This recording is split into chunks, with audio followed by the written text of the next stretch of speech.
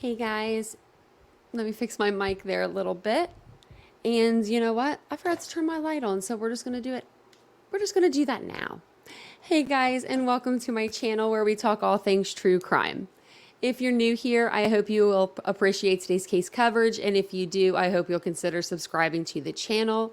And if you're a returning Titan, welcome back for yet another upload. I really do appreciate each and every one of you being here with me on every video. So to get that out of the way, over the next couple of days, you may see an increase in pre-recorded videos from me, just on the sheer fact that there are a lot of new cases coming out right now, and I want to make sure that I give you guys the opportunity to see at least small portions of each case, and then you guys can let me know in the comments below what cases you want me to cover on the full live, and then what cases you maybe want me to cover just doing pre-recorded. So in today's case, we are going to be covering the missing children out of Cleveland, Ohio for the month of May between the 2nd and the 14th of the month. The Cleveland Police Department had received 33 calls, reports of missing children. I'm from the state of Ohio, although Cleveland is pretty far from me. I'm southern, it's northern.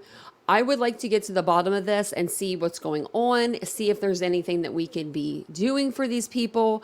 If these children are missing and they need help searching for their loved ones, then let's help. Let's help them. I could be there. I can help. But first, I want to go ahead and I want to show you some of the key facts of this case. That way we can all get kind of caught up. And then I'm going to show you a video kind of just explaining it a little more in depth. So these are the key facts that I put together. Let me go ahead and blow this up a little bit.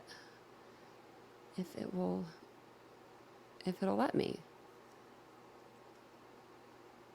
There we go. Let's blow this up. So the key facts are going to be the Newborough, I can't even say the word right. Newborough Heights Police Chief John Majoy told Fox News that he has seen a lot more missing persons reports for children, anyone younger than 18 this year, adding it seemed like an extraordinary year. What do you mean? Yeah.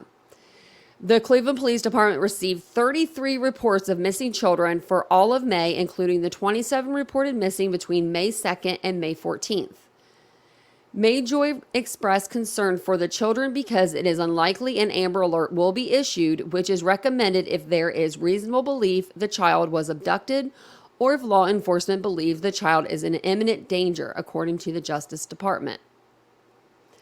Of the 15,555 children reported missing in Ohio last year, 14,940 were recovered by the end of the year. According to the data published by Attorney General Dave Yost, as 8,525 were runaway cases and only 5 were abducted by strangers.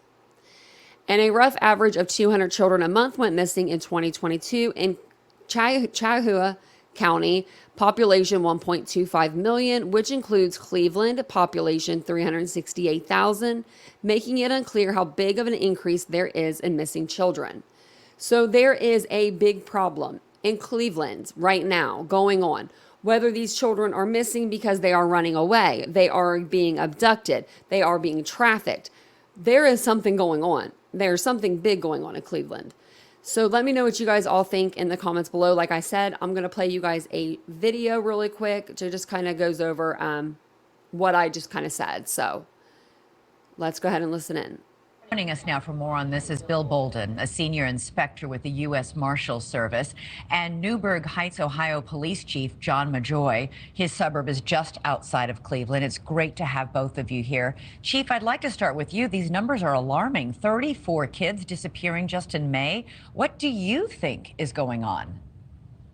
Well, I think the key thing here is maybe not so much disappearing, but they could be runaway. There's no evidence to show any abductions or any other criminal enterprise that may be involved in this. But it's still an alarming number all the same, being that there's this many children reported missing at this time of year. School's getting out, the weather's getting warmer. So it is certainly an uptick, and it's certainly something that we want to make sure we draw concern to and bring the public's awareness to this so we can help bring these kids home safe. Chief, is there any geographic pattern? Are they missing from certain neighborhoods? No, I don't think that there's any pattern that's certainly pointing to a certain area or a certain dimension. I think it's just one of those areas where from time to time we'll see an uptick in burglaries, we'll see an uptick in perhaps road rage incidents or robberies or something like that. And so anytime that crime or incidents like this spike, there's a concern, and we certainly want to bring the public to be aware of this. But really, there's no smoking gun that's pointing in a particular direction. It's going to say, okay, this is what the culprit is, or this is what the cause is, and this is what we need to do to prevent it or to bring these kids home safe. It's really going to be a conglomerate of effort to bring these kids home safe. Inspector Bolden, the vast majority of kids who go missing are runaways, but that doesn't mean they're out of danger. Right, that's correct. What we've learned is the largest percentage of cases that we work start out as runaways. And once these kids get on the street, they're very susceptible to become victims of a whole variety of crimes.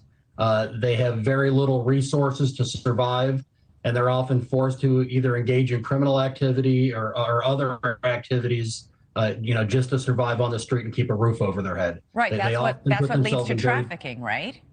That leads to trafficking. That leads to a whole variety of other issues. Oftentimes it's not the trafficking that you see in the movies. It's simply they're engaging in activity just so they can have a roof over their head and food to eat. And there's no shortage of people to take advantage of these kids when they're out there. Chief, more than half the missing kids on your website do not have recent pictures. How much does that hinder your search for them? It's a tremendous hindrance because it's so difficult to chase down a name versus a face. And so the more that we can get these faces out there for the public to see, the better off we are. But unfortunately, as you see, there's over half of those that don't have photos available, which is really challenging for law enforcement because it makes it all the more harder to go ahead and broadcast this out to the public and bring awareness to that. And it's a detriment to the case at times because it slows things down quite a bit. Right. The officers, witnesses, people in the neighborhood, they don't know who they're looking for. They don't know what face to look for. Exactly. Inspector, Exactly. So many kids spend so much time on social media. How much might that be factoring in here? For example, meeting somebody online that, has said, hey, let's meet, run away and let's meet here or there. I think social media is a big driving factor behind these kids. They're going to be inclined to run away from whatever situation they're running away from anyway. But now, instead of just being in their neighborhood or down the street or with somebody they met at school, now they have this instant ability to make friends or hook up with somebody from a different city, different county, different state, where prior to social media, they would tend to stay in their own neighborhoods and their own communities. Right. Now they just travel the world. Inspector, a lot of times the person you're communicating with online may be catfishing you. They're not who they say they are. Absolutely. How many times do you see that happen with kids? Oftentimes we see them, especially the younger kids. They're corresponding with people through social media that they believe are their age, and they're oftentimes older adults, 20s, 30s. We've had them, in their 50s that have been, befriending these children through social media, and these kids run away. They feel like they have nowhere else to go, and so they go to this person. And once they're there, they're often trapped, not like physically trapped or held against their will. They just don't have the ability to leave. Right. We're talking about kids here. They may be teenagers, Yes. but they not only have no resources, they don't have life experience and know what to do and how to get out and have any resources to help them do so. Finally, I would just like to have both of you comment on this. I'm really stuck on this number of 34 kids. I'm a mom myself. Have either of you ever seen this many kids vanish from an area in 1 month? No, I have not. Chief, you go first. I'm sorry. In my 33 years, no, I have not. This is an alarmingly high number. But again, I think it's really important that the public know that there's no panic, that there's no one that's randomly abducting these children off of the streets. As Inspector Bolden said, that these children are subject to prey and being preyed upon. But again, this enhances the emphasis that we want to put for parents to watch the social media of their children, watch who they're talking to, watch where they're going, follow some of the trends, because nobody wakes up in the morning and thinks they're going to be victimized. And so they really need to prepare well in advance. As parents, we have to do this to keep an eye on our children because we don't want them to become victimized. Inspector?